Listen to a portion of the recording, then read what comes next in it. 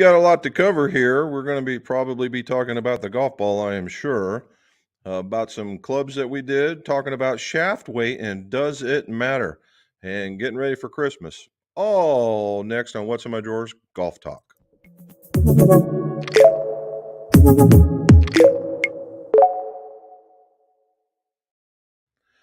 Welcome back to McGolf. This is Jim McCleary here, and What's in My Drawers Golf Talk. Why is that? It is What's in My Drawers because old club fitters, club makers are tremendous pack rats, and I'm no different. It's about what's in the drawers in the shop.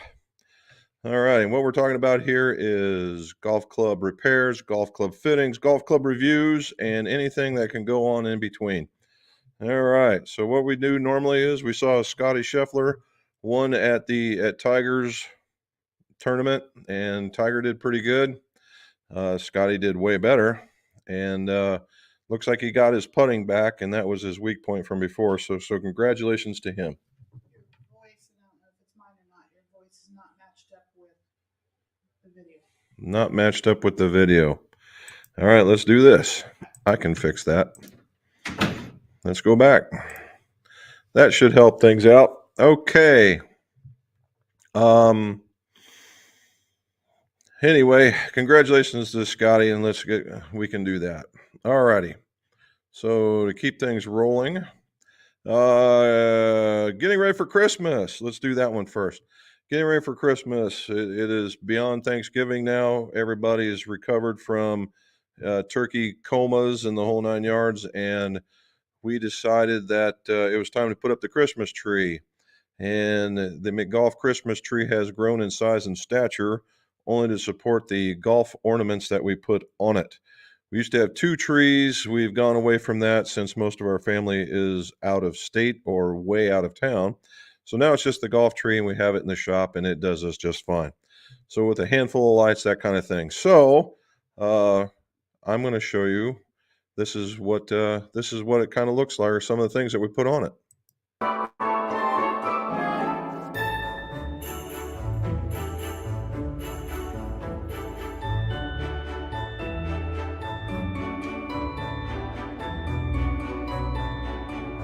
And mostly what you see there is all stuff that we've collected through the years from 2009. In fact, the oldest one in there is 2005. So we're looking at something that's nearly 20 years old.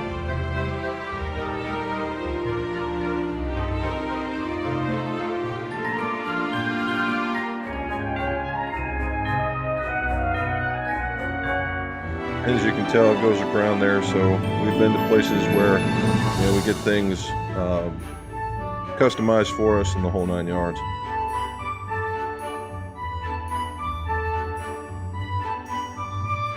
That was one of the later ones we got this last year, 2017. There's the latest one for us. That's a 2011. That one's a new one for us. There's a 2008 from the PCS out of Louisville. The handwriting on that one's not the greatest on the planet. 2012. Okay. And then that's what the tree looks like.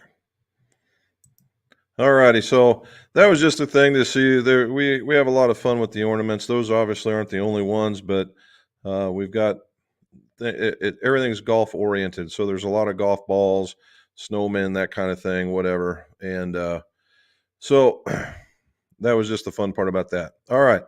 So the next one, now shaft weight. Does shaft weight make a difference, right? Does shaft weight make a difference? I say that it does. And what I did is I did a fitting, and the reason why we're talking about it, did a fitting for a golfer, and a pretty decent golfer, got a nice, we call it like a buggy whip swing, the traditional come in a little flat, try and throw the club out, and with the traditional cons that go with that swing, sometimes you hit a block or you can overcook it and hit a draw. But the biggest thing is you got to keep your spine on that. So what we're going to do here is we're going to talk about this one. I made a little video. Give me a break. It's for about 2 minutes. And of course we do talk through it. So let's see what this one does. Okay,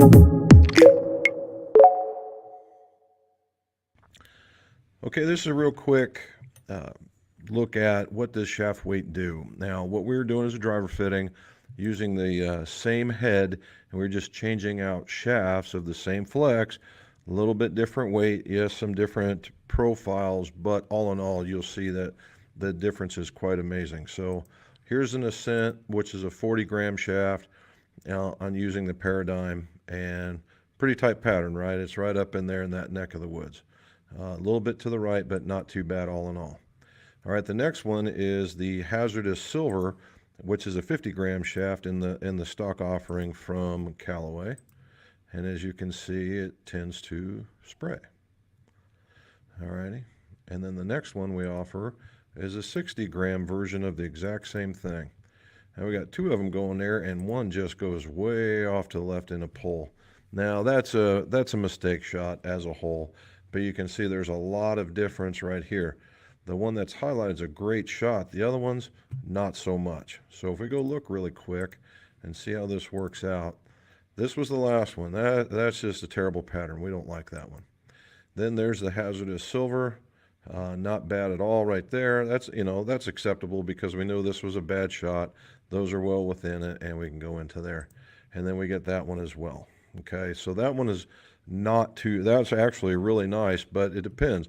Are we going to give up a lot of distance for that, or are we going to give up hardly any distance from that? And then that's what we're going to check. Now, what we ended up, just so you know, we ended up with this one. As you can see, there's just a couple of big shots, and all I did was change the Paradigm head. All right, so let's take a really quick look at what we saw. There's the Ascent 40, and then there's the Hazardous Silver, virtually identical in almost every respect except for ball speed. I think that's where finally it won out. The silver went another, what we'll just say a mile, almost a mile and a half, hit it just barely a little bit. But the other one spun less. So if you're looking at this and they're virtually identical, I'm going with the tighter pattern.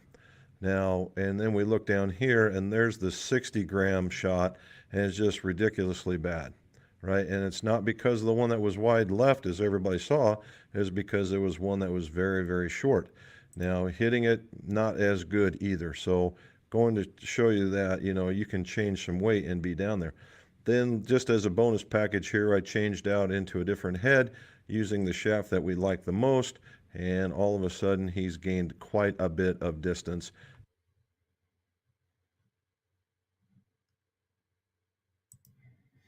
Okay, so in talking about this, what we saw was the lighter shaft, and they were all R flexes, by the way.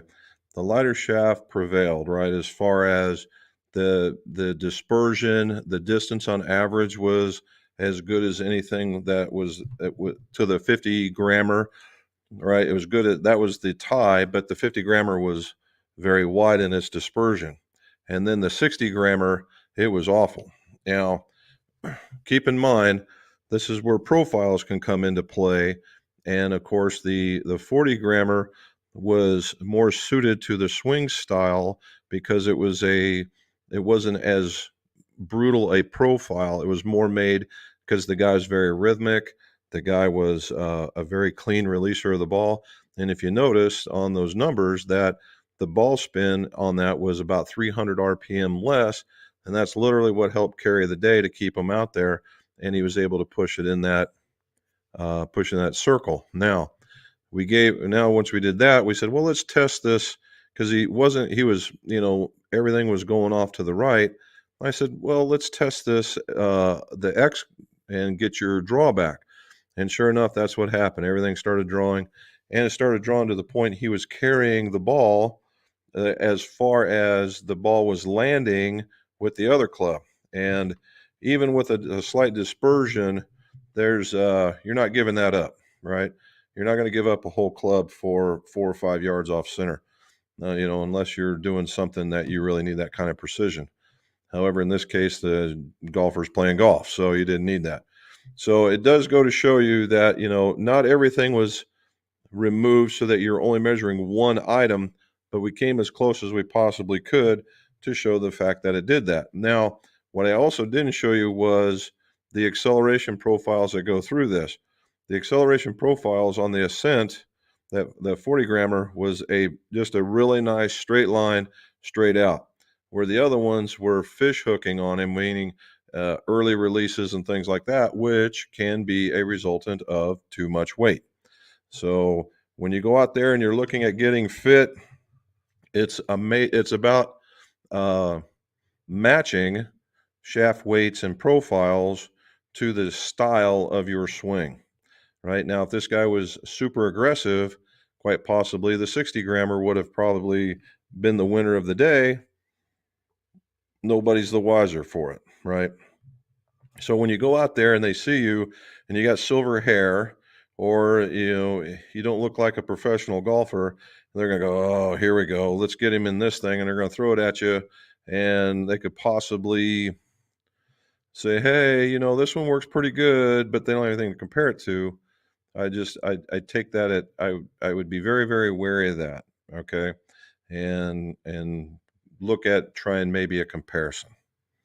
All right. So we got through that. I appreciate you guys for, let me know what you thought about those little videos, because those are a little bit of fun to put together, that kind of stuff. All right, stuff that we did for the week. Obviously, we got a few out there, but let's do this one. Some PXGs. These are obviously they're the milled. I believe they're the 311s. Yeah, and 311s, and they're going to Utah. All right, they're going to Utah. We put the Acura TZ 105s in there, and we put the MCC 4 blues, and then we have the standard ferrules that go on them. That in itself was a really neat set. Now, just so since we're on the topic of shafts, it was a 105 shaft, and how we say it, to Acura's credit, there was nothing outside of a gram. All right. Now that they have, just so you know, they have an I series, they have an I series CWT, they've got the TZ line, and they also have, and those are the bigger ones for them. There's a VRTX underneath their banner, but it's not an Acura shaft. Now the I series is their normal model, their what I would call their baseline model. Gets a lot of play, and they stiffened up the butt section on that one this year because they were seeing people getting a little bit loose, so they tightened that up, and the results have been pretty good. Now the ICWTs are constant weights, that's what they mean, and they play a little bit stiffer by comparison because the profile is a little bit stiffer as you go from butt to the tip. And then the TZ is even more so. All right, the TZ is for the guy with the super late release, the guy that pulls down on it pretty decent and can throw it. They make no bones about it. It's a player shaft, and it certainly is. All right, if you were to measure this thing out on a frequency machine, it would go out of sight high. And that's because the butt section on this one is very, very stiff, where the mid and the tip, maybe not so much. All righty. So, of course, there's the Christmas tree again. All righty. And then here's the other one. This one is going to Cape Cod. Another set of T200s. So this is the older model. I believe it's the either 2019, I think, models. There they are. And we put if you look here, that's the hosels. The golfers sent those, or the hosels, the ferrules sent those up there with us. Very, very clean set. Very, very clean set. With the logo down, Tour Velvets. Nice grippy grips to be sure. And then we put in the steel fibers and the 95s. And these are 95Rs. So what do we have in comparison here? What you had is the PXGs, the 311s, the Milds. They're not super jacked, but they do have a stronger loft and with a stronger shaft, so that it would be, I think, a stronger golfer. Then you get the T200s, which are by design. They're a stronger loft, but maybe not as much as the PXGs. Both have similar in their offsets, but now this one is steel fiber, which is can be a consistent profile across the length of the shaft at 95 in an R, and then it's their preference in grips, right? Both of them turned out very, very well. I had to do some swing weighting on one of them. On the PXGs, I believe I had to drill out a shaft in order to accept a weight because the 9-iron was the same weight as the pitch and wedge, so I got them off. And then the golfer with the T200s wanted them a half of an inch short, but wanted a higher swing weight, so I had to put in uh, a bunch of weight in there so that they felt all in a bunch. I had to put in 8 grammer, but in order for them to feel the same, I had to add that all the way down, even into the wedge, which was heavier by design.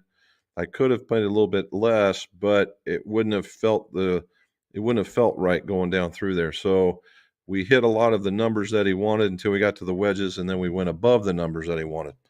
So, which is kind of unusual for me because I don't like that, but that's how it happened out. But it turned out really, really nice. So there we are with that. So from that to us talking. All righty.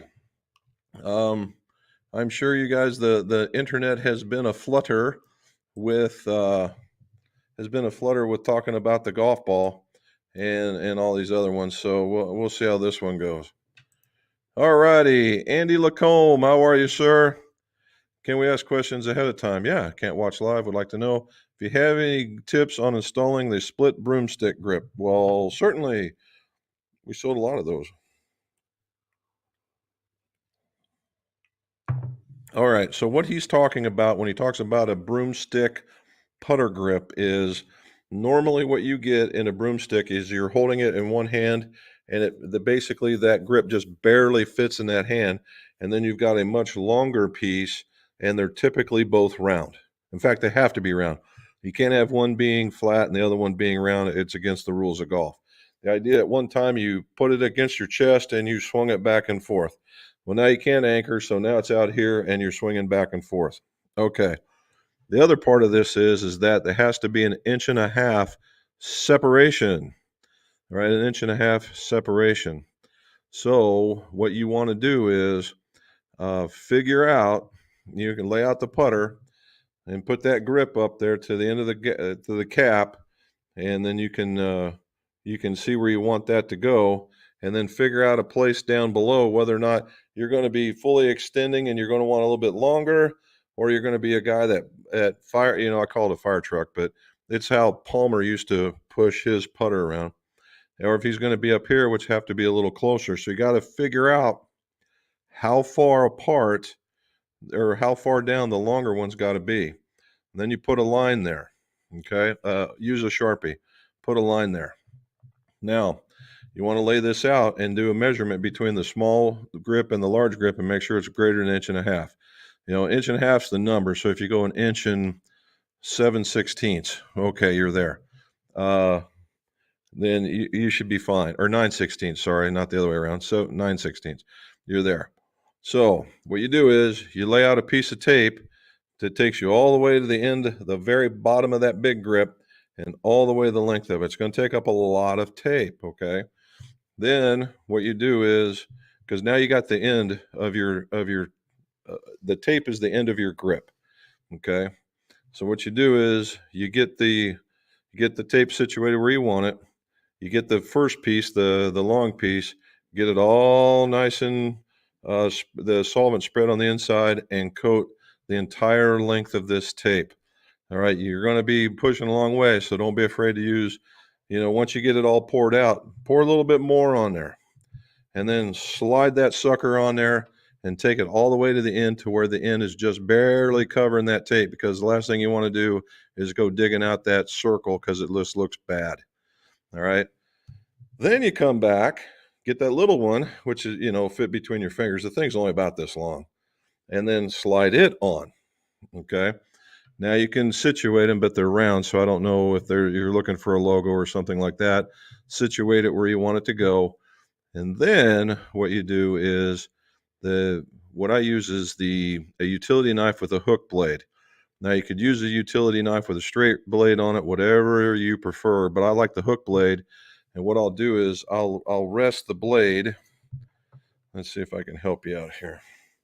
I know that's not a hook blade nor a shaft, but if this is the shaft, you take that hook blade and you lay it in there to the side so that the hook is just getting underneath of it, and you just roll it around all the way around, and it cuts the tape. And then you do the same thing on the small side, and then you just peel off the tape, wipe it down, and Bob's your uncle.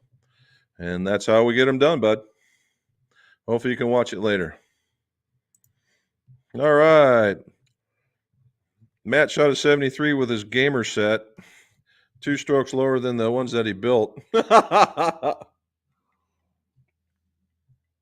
I think that's just love of those clubs, man. All righty. Question. As the rollback of the golf ball info comes out, what do we do with any golf balls that would be considered non-conforming? Interested to hear people's thoughts. Oh, well, I'm going to keep playing them. You know, I bought them. I'm going to play them.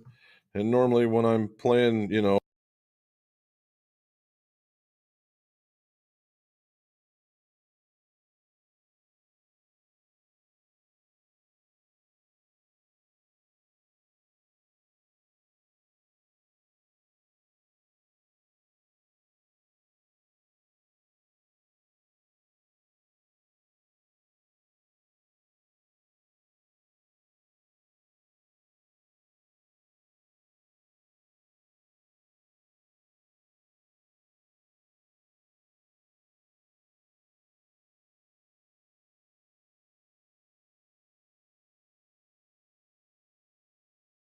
there, I'm back.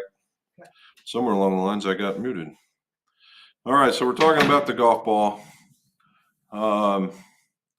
And what Matt's asking us, I'm going to keep playing my golf ball. All right, I'm going to keep playing them until they're all gone, until I have to do something. Although, if some of the information I've heard is out there, it may be only a bifurcation, anyway, split, and that the elites are the ones that are going to be impacted by it. The amateurs are not. That's one thing. The other thing is that, you know, if we were destroying golf courses and we were tearing it up, you know, everybody likes to see a winner and they like to see scores go low. Now we can argue golf course setups and things like that, but you know, it's been a long time since you see a lot of guys shooting some 60s and whatnot, and they're good players. They should, right? But I have yet to see too many 59s throw out there, which is the mark, you know, the mark. If they were killing it, we'd see a lot of 59s. That's to the extreme. All right. But we're talking about the 0.01% of the golfers that are out there. So rolling it back, you know, I don't know. They tried to do the thing with the groove rule, and they tried to dumb down the grooves, and they only made the guys play their short game better. I don't know how this is going to work out for a lot of people, you know, and all they did was shift the spectrum this way for the elite players. And if everybody shifts that way, then the guys that are still hitting it long will still hit it long. You know, the guys that have great short game will still have a great short game. But instead of hitting 8 irons in, you might hit a 7 iron in. And if you don't think these guys are good enough to throw 7 irons around like 8 irons, I don't, you know, I think we're really missing the boat. You want to make the thing, if you want to make the scores not so high, grow the rough another 4 inches. I guarantee you, all of a sudden, people will be like, "Oh my gosh," because not everybody has a great day every day. All righty. I thought it was years away, and I think that it is too. I really, really do. I have lost all the go. Yeah, you're right. You and I are on the same page, Kent. Jason, I'm not interested in concerned yet. Full implementation is 6 years away, I think. I'm interested to see what the RD guys come up with. My guess is that they will play with weight and compression. Yeah, so the golf ball, there's rules for golf balls, obviously, and one is diameter and the other one is weight, and they're very, very close to one another, right? I think it's like 162 in diameter and 165 in weight. Uh, so they're what'll eventually happen is if they're how are you going to test a limited flight golf ball? What makes it limited flight? Is it just exactly what Jason's saying? Is it got to be heavier, or does it not fly through the air as well? Or is it super soft for that matter, and it gets all the spin? Because I'm here to tell you there are probably NASA scientists that are good with aerodynamics right this very minute. If they're saying, well, they're telling us we got to deal with the compression, fine. We're going to make the golf ball a little slicker and watch it still keep going. These guys are smart and they can figure out ways around that stuff. There's Charlie. How are you, sir? Old fashioned. All righty. 43, 36, 39, 40. You're going, man. Well done. Good scores. I'm not happy about the rollback. I do not drive the ball 300 yards off the tee. That will hurt more amateurs than pros, and amateurs will pay the price. And you are correct, sir. That's the reason why I think that they're probably only going to impact the pros. We'll see.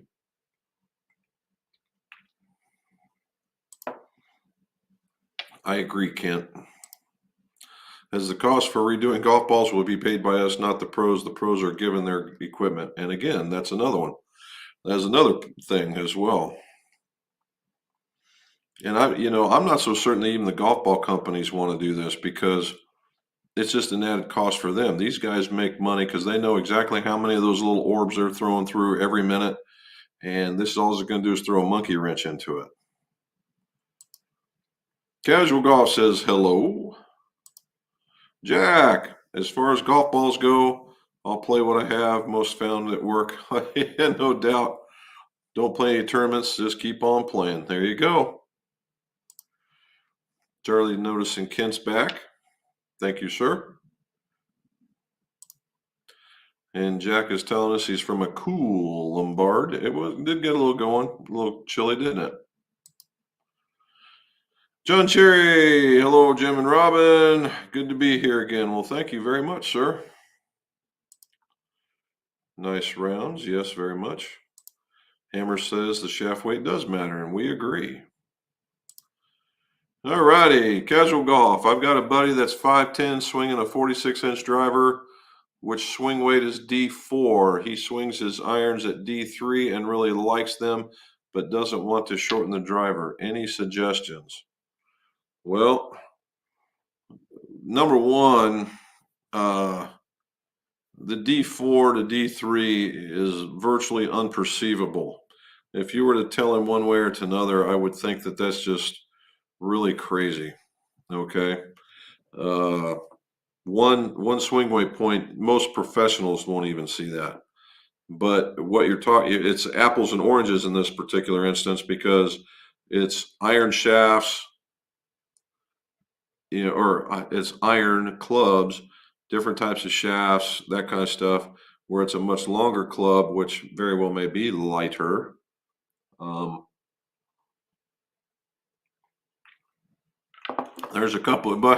there is a couple of things. And at 5'10", swinging 46-inch driver, it means his swing's got to be kind of flat. And if he's got short man's disease where he doesn't want to get to something that allows him to swing better, fine. There's a couple of ways to lighten the club if that's what he's looking for.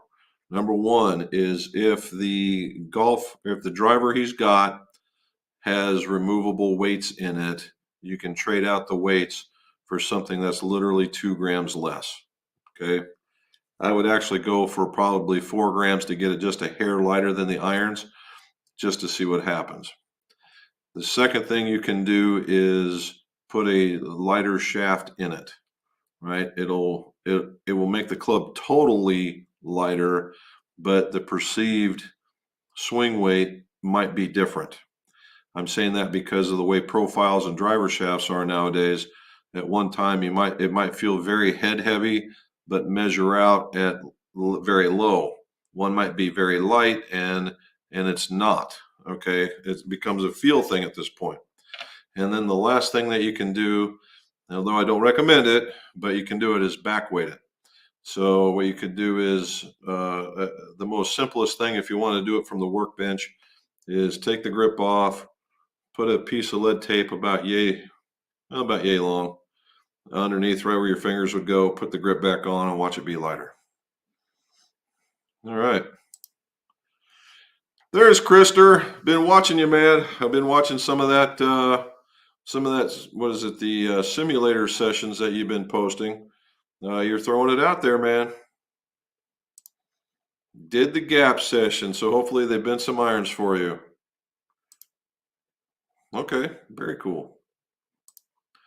Kinsan, doing good, Charles. First Monday night that I've had off and not been wrecked in weeks. Hopefully you can stay awake for this one. It has been late, sir. I'm glad that you're staying up with us.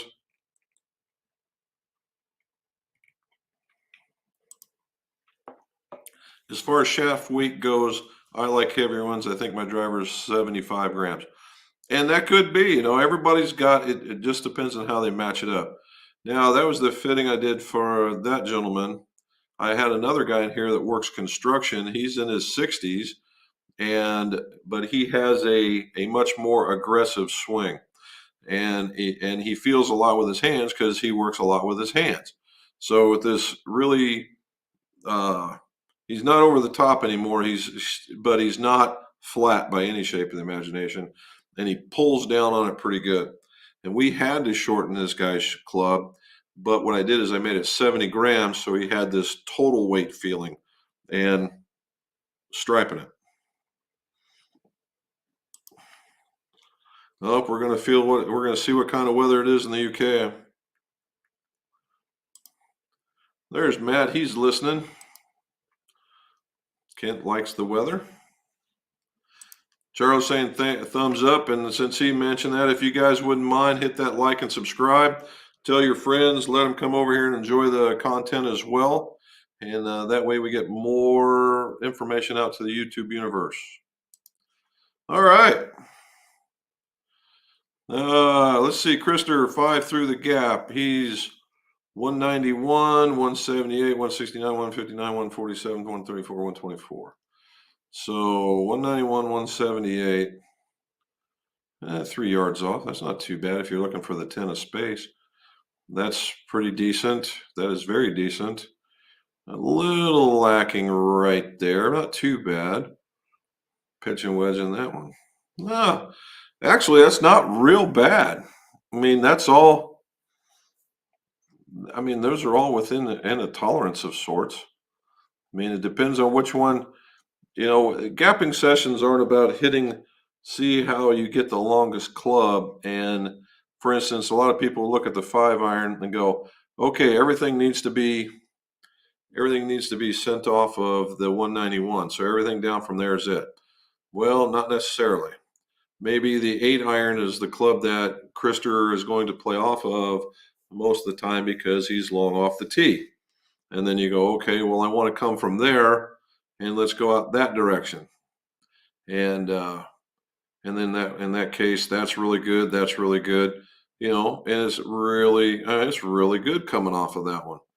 And that's just with this session. He went back and do it again. I bet the numbers would be even better. So not too bad. Well done. Steve Swiak. Lots of talks about a lot of talk about ball rule.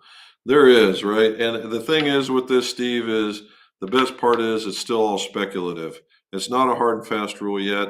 They tossed that one out to see whether or not that was a good thing, and the golf universe is mad. The golf universe is mad. They don't want to see that. Nobody wants to hit it shorter. Even the pros don't want to hit it shorter. I mean, you're talking about, look at Rory McIlroy. The dude hits the ball into the next county, right? I mean, he just hits the ball really, really far. But he is in a very, very, very small group. Yeah, look at Tiger. I mean, he was 3 1/4.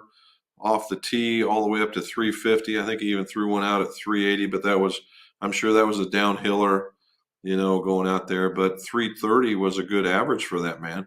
That is one heck of a shot. And if you looked, didn't look like he was swinging real hard. But look at the dude. He looked like he could have, ran a marathon. He was just in superb condition. So, and 3 1/4. And, everyone's like, oh man, look how far he hit the ball. Yeah, he hit the ball plenty far and wasn't in the top 10. So there you go. There we go.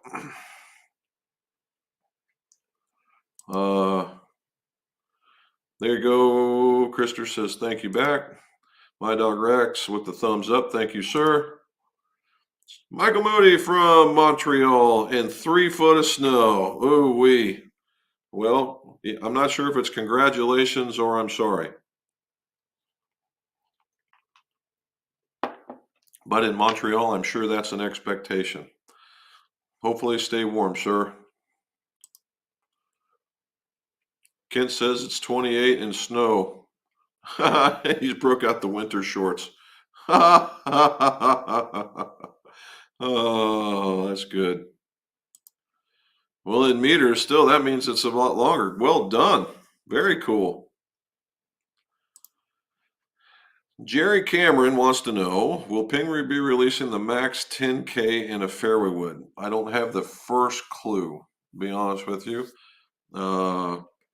There's not, from what I was getting from the other reps, anything in the way of woods was not happening. This is not their year for that. So I'm not sure if that's going to happen or not. They're on their second half of the year now, or the second half of their time frame that they allow their product to be out on the market. Oh, very much excellent. You're right. Travis K says, not a fan of the ball rollback. How about we ban any wedges over 56 degrees and let's see how good you are. Yeah, there you go. Now you're talking. Oh, here we go. Carry distances now in actual yards, 209. That's smoking it. 194, 185, 174. There you go. So it looks like if you wanted to keep it all in shape right here, this one probably needs to go up a degree. And that would make it 160. These two are good. This is where your trouble situation is. I mean, those are good numbers, don't get me wrong, but if you're wanting to be down the middle of this, fine. But 150-yard club for the pitching wedge, that's awesome, particularly in the ones that you're using. Garrett says hello to everyone.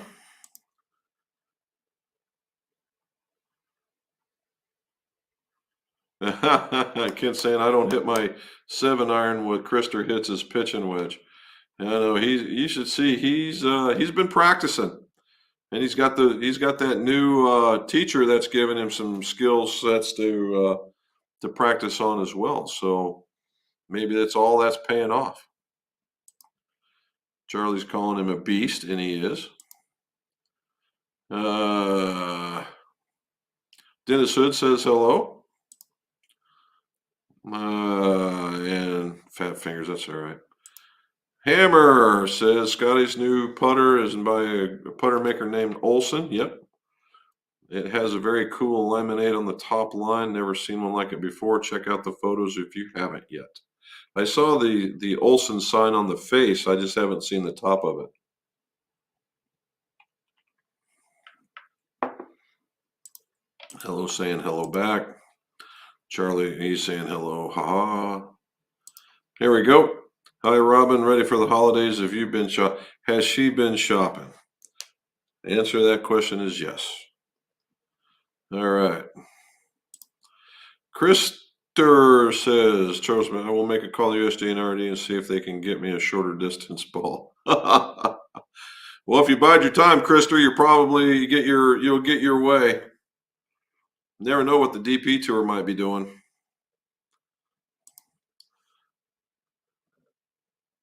Yeah, I hate to shop. Charles Bartholomew, be careful what you wish for. Yeah, I know. There's me thinking you and Debbie love shopping. Yeah. There's Dan. So, I don't know if Mrs. McGolf has asked you already. Uh, if he asked you already, so we got the wedges, we got the two wedges glued and ready, waiting on a grip, but the 58 sized grip that you're looking for, Mrs. McGolf says she can only find the 58 in a ribbed grip. I'm not sure that that's what we are looking for. So if you're wanting a slightly larger grip, we can put a 600 and just put another piece of tape underneath of it, and effectively it's the same. So let us know what you want to do. Yeah, back in it's the we've had a problem with the internet here. We just got the modem replaced, and every time I try to go up in definition, everything screws up. It's not enough transmitting, so I back down the definition to 720p, and all of a sudden it comes back.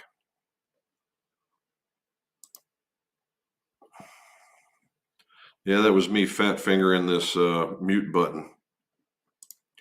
All righty.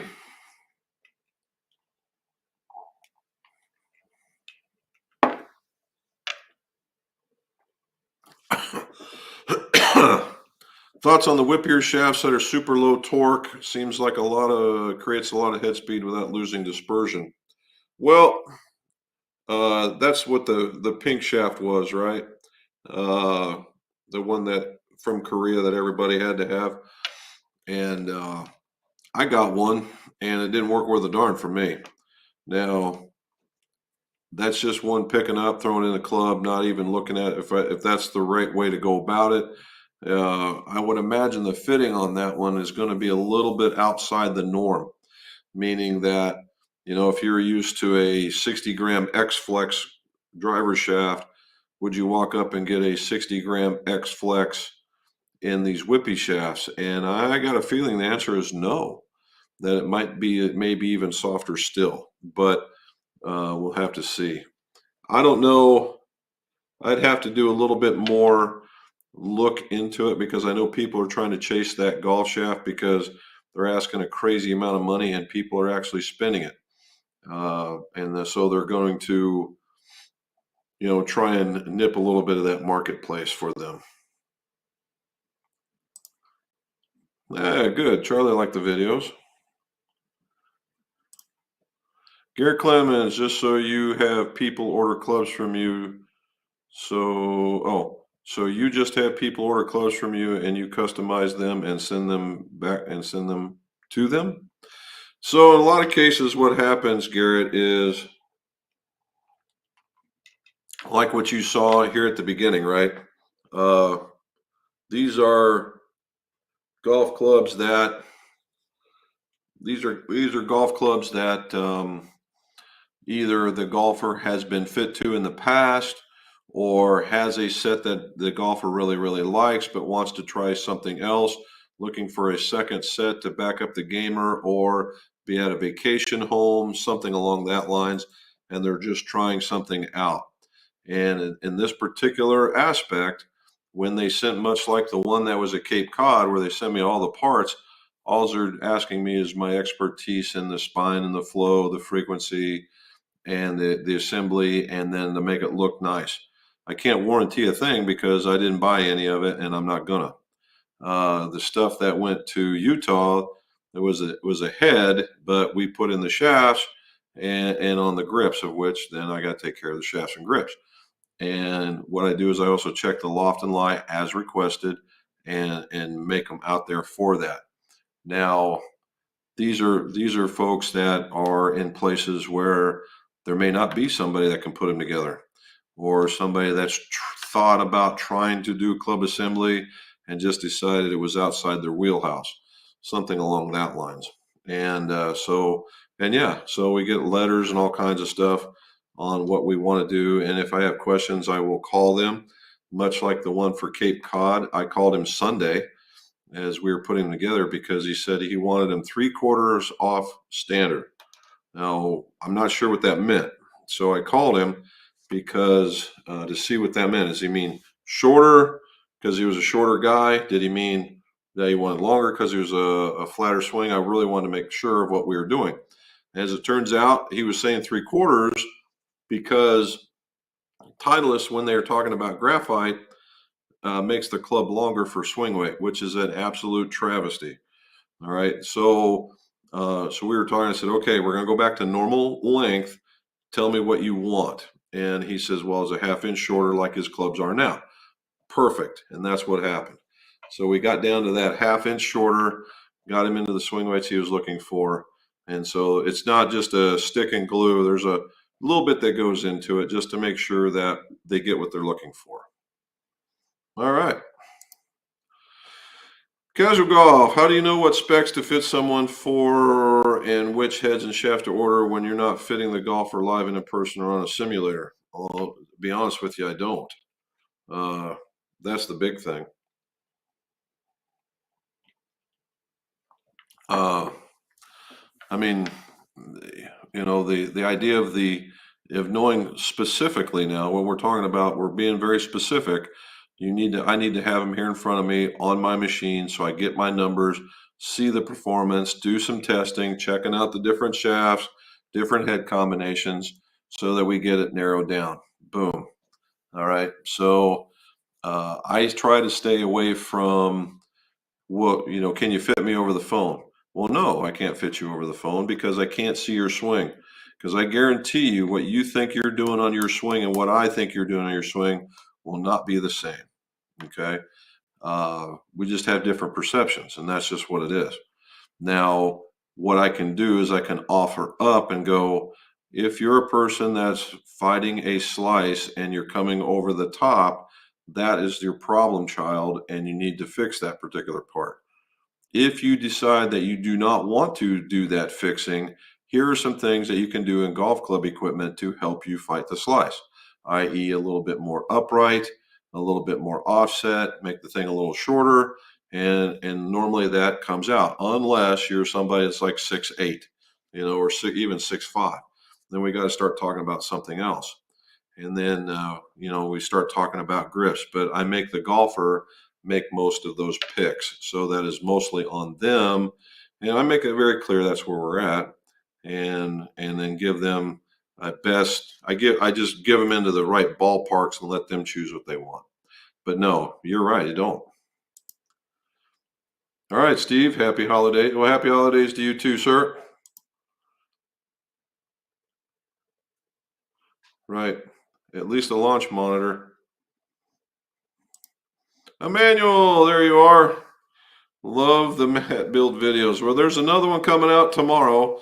It turns out it's a 4-part series, and this is the third one. We're finishing ferrules and we're cutting to length, and we get to see Matt grow as a club maker in this one. Experience is a wonderful tool. All right. Garrett wants to know, what is the average iron shaft weight? Well, in the day, the average iron shaft weight was around 120, 125. Nowadays, for the more accomplished player, probably still in that 120 range, 125. But on the average, when you look out there nowadays, the new modern head weights and everything like that, that the 105, 115 at tops, 105, and as much as 95 in steel are what you're seeing a lot of out there. In graphite, probably closer to 60 to 75. Hammer says, hello, Robin.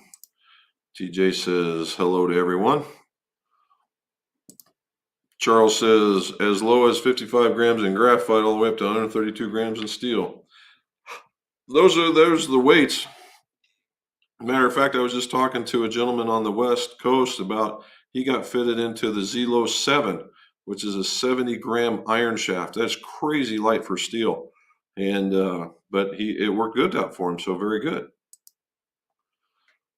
Yep, and this is him right here. Proper fitting really got along with the T200s. Bigger surprise for me was moving from MMTs to Nippons. Oh, not the same guy. But it was funny because these T200s seem to be a uh, very popular. that's not him. I just realized by when I said the shafts. And Larry's from Nebraska. Oh, Nebraska. Okay, that one. All right. Larry's a Husker. Okay. Well, let's see. There you go. This is a perfect example of that one. Moving from 60 regulars to 120 stiffs. Woo. Pewee! What's the best ferrule for Cirxon irons? Picked up a 785 wedge to match my sevens. Are they collared?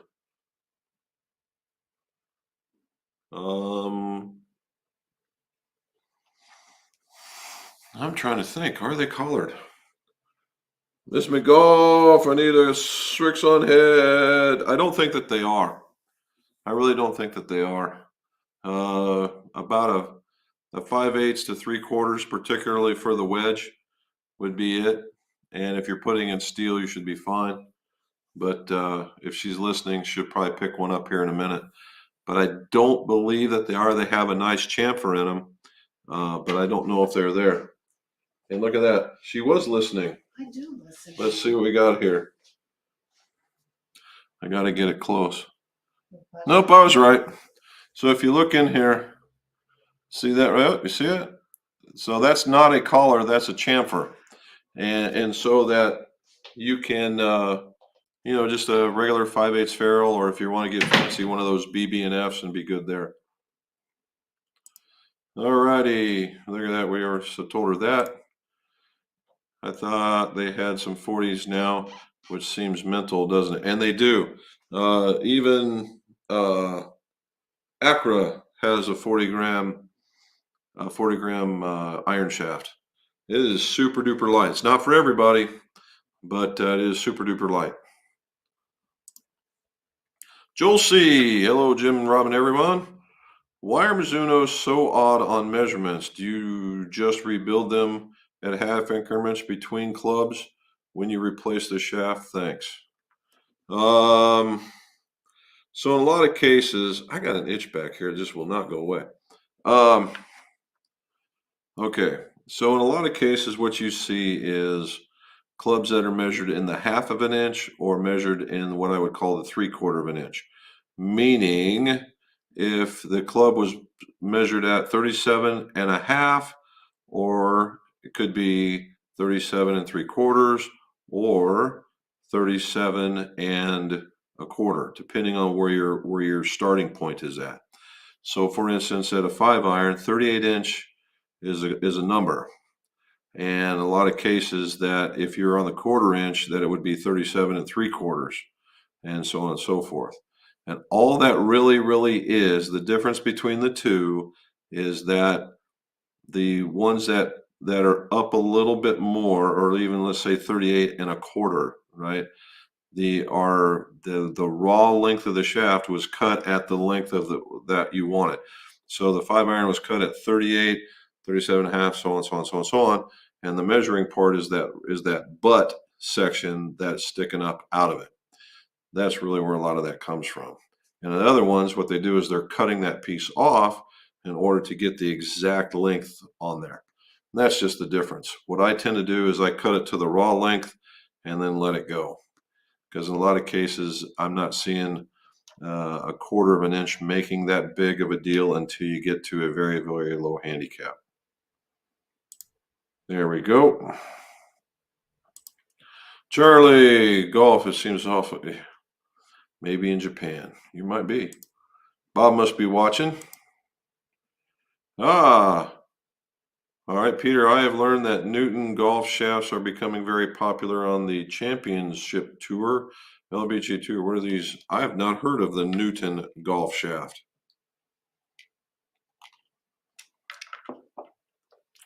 I'm not even sure. I've not even heard the first inkling of it, Peter. That's the first time I've ever seen that. I'll have to look those up. There's Bob. All right, RSG. Merry Christmas from St. Louis. We started our winter golf league Sunday with 144 players. Wahoo! Good job. That's some hardcore golfers with lots of bourbon, or maybe hardcore bourbon lovers. There, maybe just the second. Who knows? We'll enjoy. I'll get my coat. Yeah. Oh, I should be back by now, I hope, because I hit that silly mute button somehow.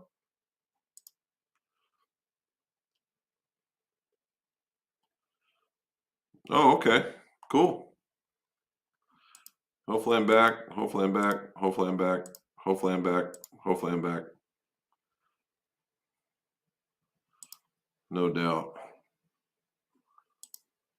Jane says bifurcation would make more sense, but the ball makers didn't want to do that, so now the rollback is coming for everyone. Well, that would not be very good. It's not going to worry about this until they make it on the tour, so never. I'd have to agree on that one. Amateurs won't be affected. I hope not. Jody. Hi guys. Golfed in an older gentleman's with an older gentleman years back and swore on regular size grips on woods, mid size on irons, jumbos on wedges. Never heard of such a thing, but it was very good. Your thoughts? Well, that was probably in the day. What it was for control. Okay. It was most likely for control. And what that means is regular size grips on the woods, meaning so that you can get the club turned over. It's all about with the idea that the grip size is controlling how you rotate your club. Okay. And the driver you want it to rotate through because you're swinging, it's very long, and it's all about timing.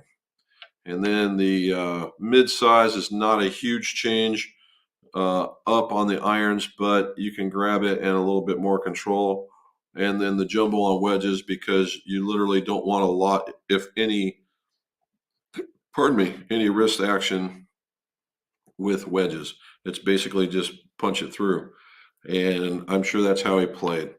And, and we're talking about regular size, mid size, jumbo. So can you feel it? Yes. Does it is and golf size, the size of the grip is a catalyst for that, is not a cause. But and if he's used to playing it like that, more power to him. I think that's cool. There's Dan. Thank you so very much for the $5. I appreciate that very much. Hopefully we can get this 50 in here for you and get it taken care of. The rest of them look pretty good. I've left the wrapper on them so they don't come to you pre-patina. Garrett, great point. Thank you, sir. I agree with the you taller, rough, faster, softer. Yeah.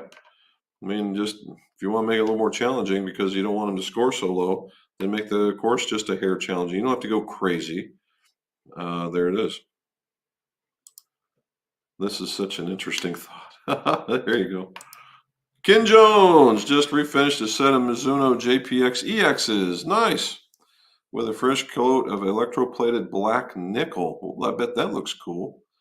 Is there something I can put over the black nickel to improve the durability? Uh, Not without going illegal, Ken.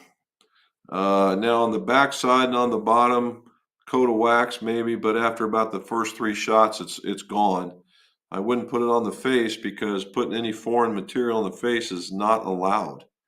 That's the thing I would go with. But black nickel is kind of tough, so you should be okay unless you're playing on some really sandy turf. If you're in the area like we are where it's more clayish, then that'll last a very, very, very, very, very long time. Now the other part we really got to know about is, did you paint fill any of that stuff in order to bring back some of the like the Mizuno Running Bird or any of the other things that are in the hosel? That'd be kind of cool. All right. Michael says the difference with amateurs, most of our wasted shots are under 125 yards. I'm not going to disagree, Michael. Not one bit. Also, that inside 150 yards, half of golf is played anyway. So the numbers are with us in that. But you're right, because it's not cool to practice your short game. And when you go to the range, how many people are hitting drivers? Or when they go practicing, they're pulling out the big stick because it's cool to watch the ball go far, and it is. But when it really comes down to it, short game wins the day. Joel C, here's what I heard on the goofball rollback.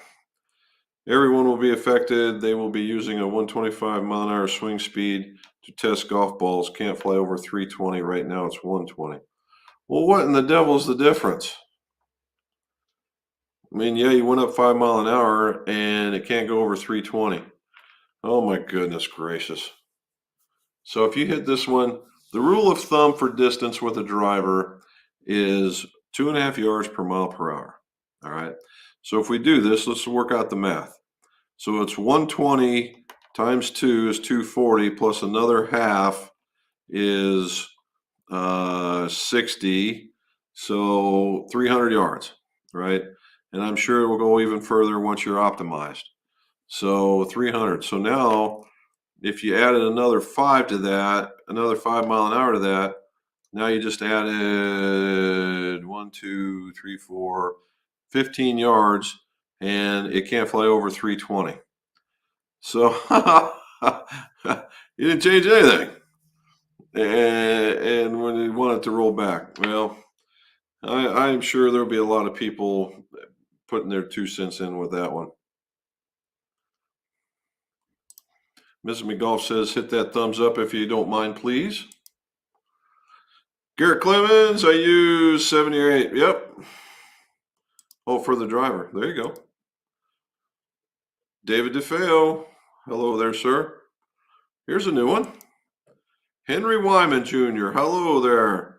The Pacific Northwest. All right, you're up in the Pacific Northwest. Well, thank you for joining. Looks good to me. Andrew K. What caused the Srixon ZX MK models to go far off with regards to market value or fall off? I don't know. I don't know. They've never been the most expensive iron out there. So, and the Mark II came out this year. So I'm not sure why they would go off, to be honest with you, because they're getting a truckload of love from My Golf Spy and other places like that a lot of people like the way that they feel. Up till last week, we went through quite a few of them. So I'm not sure. All righty, James Dickinson. What do you say, sir? What's the best way to self-fit your perfect swing weight in irons? I don't know. Well, one of the ways you could go about it, I suppose, is go get you some lead tape and start plastering lead tape across the bottom of the sole until you get to where you like what it does and how it's reacting. And then use that same amount and just start putting it on all the other irons. That'd be the way to go as far as I do it. Andrew K. Good evening, sir. Jim, have you been trying a broomstick? My lab mez is in production. Excited to try it out. No, I have not. Although that would be very interesting. I can only imagine, because of course I got the lab met or the mez putter right around there, and I like it. And if those guys are using the broomstick and you're one of those folks that were ex-anchorers, I would think that fine. This thing's it's gonna be better. I think that was really quite the problem that a lot of the broomstick putters really truly had. Well, it was one of the things that the broomstick putters actually had over regular putters. If you remember, they used a thing called the ski pole. And the ski pole was a really big, heavy putter shaft. and it was, this big monster pole until the last few inches, and all of a sudden it turned into a golf shaft. And what we were doing in order to help people putt better without going crazy is we'd take these ski poles and we just hack them off. And we were taking off a couple of foot in order to get them down to normal. And all of a sudden, the balance on this thing was crazy good. Little did I know that we were doing the prelude to all these, low torque putter shafts and a little bit of weight. But that's what it was. And so they're pretty good.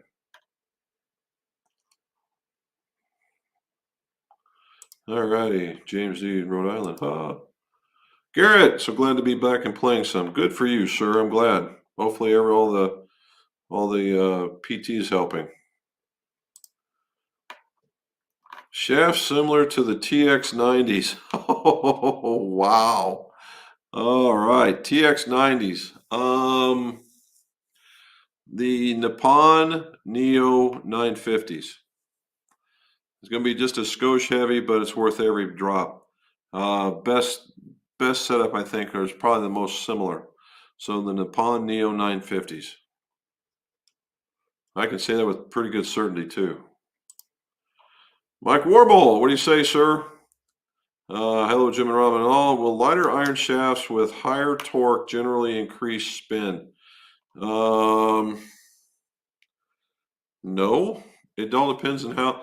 So the idea of torque, okay, the idea of torque, we also know this is torque, right? And the bigger the number, the more it does this. The lower the number does that.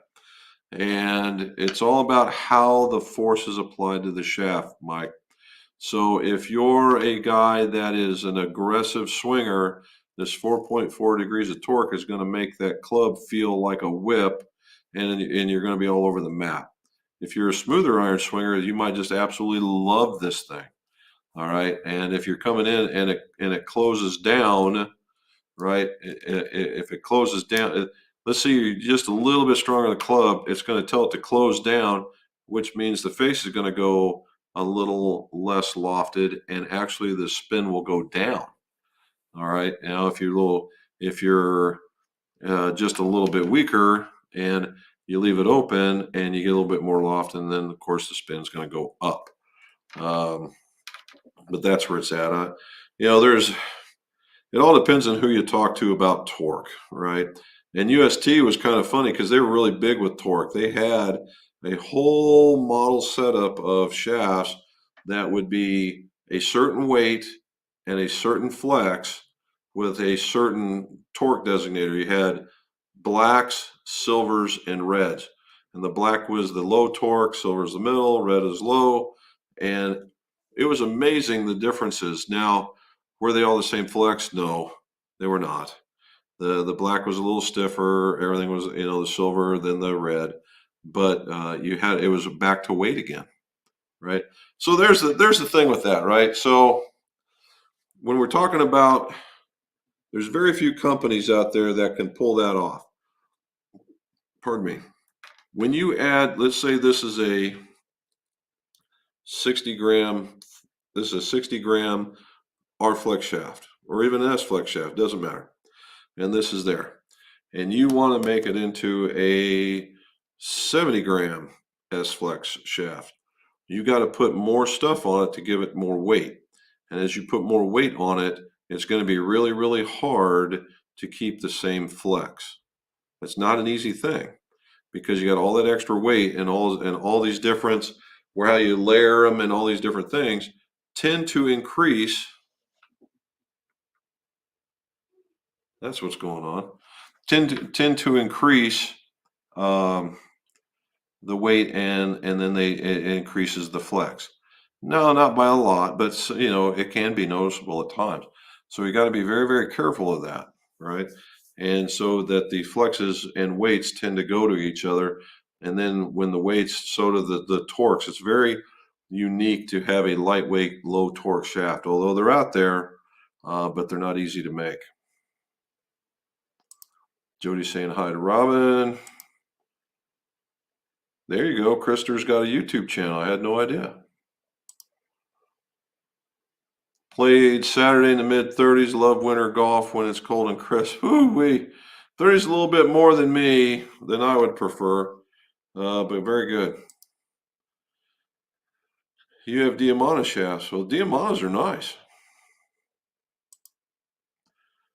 Just about to try an LA Golf A Series Flex. Have you dealt with AR before? I have. The LA Golf shafts are exactly what they build them to be, Pewee. They are very, very low torque. I wouldn't call them all that in a bag of chips, but um, yeah, I mean, it's a low torque shaft, and if you're coming down on it pretty hard, I would say it will work very, very well. There we go. You are welcome. Oh, the Olsen putters are over $2,000. Woo wee, that's a tough one. That's a lot of money for a putter. Jerry Wilson, Northwest Louisiana. How are you, sir? Thank you for joining. Casual Golf says thank you for the answers. You are more than welcome, sir. Hope you enjoy the content. Well, yeah. Watch you grow. Casual Golf, thankfully, I do have a sim setup in my shop already. I just installed all of my custom power coated and laser engraved Mitchell equipment, and I'm basically ready for business. Well, congratulations, sir. Josh Lepin. Well, how you doing, buddy? How much to redo MP35 heads? If you're talking about rechroming and that stuff, we do not do that. You've got to talk to somebody like GolfWorks or the Iron Factory or something like that. My other winter project is to get faster club head speed with the driver. My goal is to have a max of 125. That will make my normal speed faster as well. Well, congratulations. I like to hear what you got to say on that one. If you're going to work with one of those speed systems like the Stack or something like that. All right. I got I got Oh, Dick Cicero. I know Dick. He's from Indiana. Oh, well, good for you. Oh, he's a good man. He was one of the old timers when I started with the PCS. He knew a lot. He's a sharp cat. Normal club speed is 115. 10 mile an hour, Krister. That's a tall order. I hope you make it, buddy. Richard Tan, how are you, sir? When you extend steel shafted irons with steel shafted extensions, how does that affect the flex, the swing weight, and the overall club performance? Using lead tape to get to the desired swing weight. Okay, so when you go to extend a golf club with a steel shaft, steel for steel, graphite for graphite, or the plastic for graphite, as the case may be, the effect on the flex is not a whole lot. Particularly in how you extend it. Now, I wouldn't extend it more than maybe an inch to an inch and a half because you run the chance of overriding the connection. So what you have is you'll have a piece of extension this long with it sticking into the club this long. And so if you go to grab all that, that's all you're grabbing, then you're going to eventually what's going to happen is you're going to wiggle that thing out even if it's glued in there well. It's just too much going on. So you only want it to set about this far into your hand. And if you look, that's about an inch and a half. So in an inch and a half, you can be solid as long as the club is the club. All right. And that's just from a breakage perspective. Can you do it the other way? Yeah, but you're going to be fixing golf clubs. All right. The overall swing weight, when you go to make it longer, it's going to make the swing weight go up. So on the average, around 3 points per half of an inch. So you may not need lead tape. All right. And the overall performance just depends on if you need it. If you're a person that should be a 38-inch 5-iron, you make a 38 and a half, it's not going to work as good. You're not going to be as precise. You're not going to strike in the middle of the club face. That's the same thing. Now going shorter, it is the same thing, right? It's still too short, but it'll be easier to control. So you'll probably find the control is a lot easier, but the quality hit still may not show up. cut. Yep. Lawrence Bronson, how are you? I play better with 115 weight versus a 95. I seem to be pulling my shots. Versus a 95 shaft weight, I seem to be pulling my shots sometimes. Sometimes weight does come over and make you come and close it sometimes. If that's what you're talking about, the 115 making you pull. If the 95s, yes, I seem to be pulling my shots sometimes. I think what he's saying is the 115 is better, and he tends to pull it. Shaft weight can do that to you when you do that. In some cases, and sometimes, what you might want to look for is just make sure your grip isn't too strong too. Yep, we got you. There's Explore Philippines, snow day here. Well, it looks like you guys up north are getting it, and I'm glad it's up there and not down here. It's supposed to be in the 50s this coming Friday, of which Bob and I may partake. Thanks again for all you do. Love the Monday evenings. Well, thank you, Andrew. Appreciate that. Here we go. Are the lofts on Matt's Founders Clubs adjusted to today's specs? They were. They were adjusted, maybe not to the super strong specs, but they were equivalent to what he was playing. And it wasn't much of a change, really, a couple degrees. But yeah, they were. Uh-oh, Lawrence broke a Mitsubishi Tensai AV Blue 3-wood. Whoops. That's not that's going to be something to replace. Jerry Wilson, hope to get started swinging club soon as my shoulder operated back on September. Well, make sure you get all that PT done, sir. Get that, start off slow. You don't need to be hitting the big dog initially. Ron G, can a driver be drilled and tapped to screw in weight? What? Can a driver be drilled and tapped to screw in weights, or is it tape the only way? Well, Ron, if you took it to a machinist and you gave him a weight, he could measure well, no, not really. That's my fault for even suggesting that. Could you? The answer is no. All right. And the reason being is the bottom of the club here is very, very thin, right? It's very, very thin. It's like this. The weight that you put in, it's going to be thicker. And could you drill it in there and get maybe a thread or two? Maybe, but you're going to need more of that engagement, because the minute you hit it and it's not locked in, it's going to, or at least tightened in, that's going to be a bit of a problem. What you might be the way to do, if you want to increase head weight, one of the better ways of doing it is go into the hosel, pull out the hosel plug, which is that piece that's covering up the bottom of the hosel. Pull that out and inject some, put a little bit of tungsten powder in there, and then squirt in some rattle stop. And then and make sure the rattle stop is warm so it'll flow really good, and it'll collect all that tungsten. You don't want to throw a bunch in there. Or you can get some of the rattle stop that's already weighted and squirt it in there, and it'll give you more swing weight. And as you're heating it, you can put it into the place that you want it to go. Man, these chicken sandwiches are good I made. I'm glad you like them. We did chicken on the grill this weekend. It was really pretty good. Working late tonight. Appreciate you. No problem, Dean. Thank you for joining us. Everybody hit the button. I appreciate it. Can you recommend any players' distance irons that may generate more spin?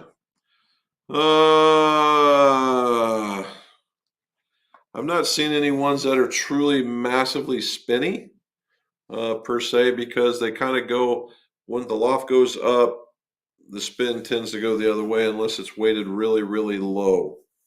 And the ones that I know that are weighted really, really low in the heads, I got to think about this one for a moment.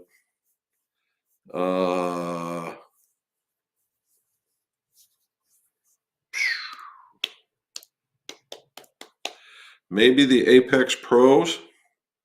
The Apex Pros, the new ones, would probably be in that category. P790s would probably be in that category. And as I'm learning now, maybe even T200s might be in there. I would normally say the Mizuno, which is now the 245. Those would be the four I would take a look at. It probably would be closer to, if you want to get underneath the ball, and maybe the D9s from Wilson.